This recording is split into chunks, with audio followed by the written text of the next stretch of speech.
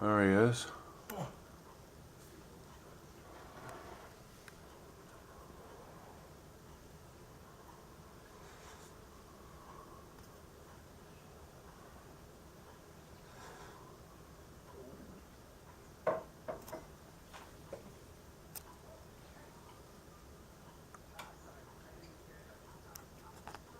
Now we got a robin out there on the bird bath now.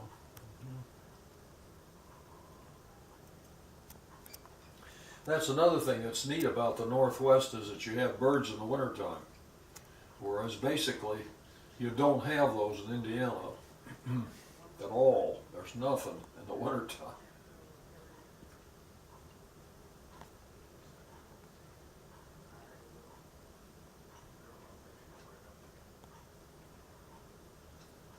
What was the third one that just come up? Is that a robin too? I see them from the back. The smaller